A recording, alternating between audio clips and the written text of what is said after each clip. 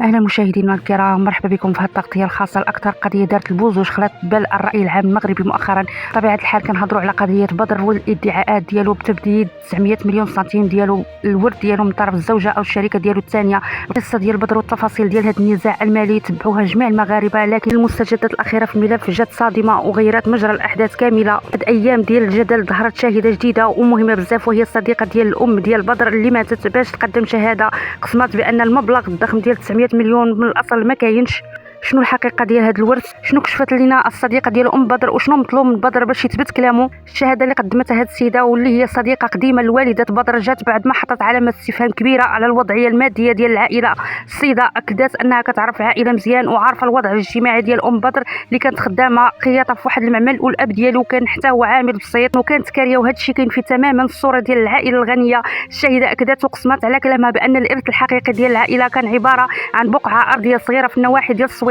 هاد البقعه تباعت من بعد ما توفات الام ديالو، والثمن الاجمالي ديالها وصل 14 مليون سنتيم. هاد 14 مليون سنتيم فقط وهو المبلغ تقسم بين الاب وبدر والاخت ديالو. السيده قالت بالحرف بان المبلغ ديال 900 مليون هو مساله غريبه وما عنده حتى علاقه بالواقع. في التصريحات السابقه ديال بدر قال في اللقاءات ديالو بان شركته كانت كتاخذ الفلوس ديالو من الكونت ديالو مباشره، ومن بعد رجع في منابر اخرى اعلاميه كيقول انه كاينين بقع ارضيه وفيرما تبعوا عن طريق وكاله كان عطيها ليها. من تحليلي الشخصي كيبان لي الطريق الوحيد قدام بدر هو يجيب الوثائق الرسميه، حيت عمليه الارث والبيع خصوصا بمبالغ ممتلكات كبيره بحال هذه ضروري كدوز عبر مؤسسات رسميه بحال الموثقين والمحاكم. ولا كان كلامه صحيح في هذه الحاله خصو يثبت بوثيقه ديال الوكاله اللي كيقول باللي عطاها الزوجه ديالو باش تصرف في الممتلكات ديالو والعقود ديال البيع ديال الممتلكات الارض ولا الفيرما. خاصو يثبت انه شد هذا الورث الهائل ديال 900 مليون. ومن جهه اخرى اللي بانت فيها الزوجه الثانيه شفتي في البارح مباشر وكتنفي وجود اي وكاله وكتعلن بانها غادا دير شكايه قضائيه ضد بدر بتهمه التشهير، وهذا الشيء كيزيد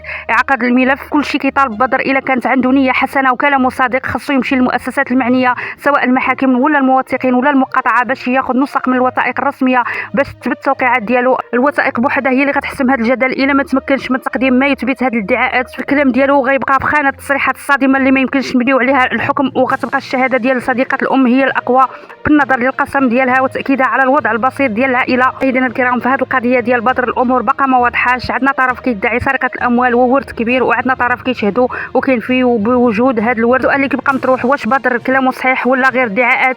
هاد النزاعات الكبيره ما يمكنش اي منبر اعلامي يحكم لاي طرف بلا دليل مادي قاطع. داكشي علاش كنعاودوا ناكدوا ان الفيصل الوحيد هو الوثائق والعقود القانونيه. كل شيء كيتسنى يجي بدر ما يثبت كلامه. الملف غادي يبقى مفتوح قدام بزاف ديال الاحتمالات. غادي نبقى معكم في كل جديد فور وصول اي وثيقه رسميه ولا شي معلومه ولا اي تطور قانوني في هذه القضيه ديال الشاب بدر و900 مليون. هنا وصلنا لنهايه التغطيه الخاصه ديالنا. شكرا لكم على المتابعه، دمتم في امان الله والى اللقاء.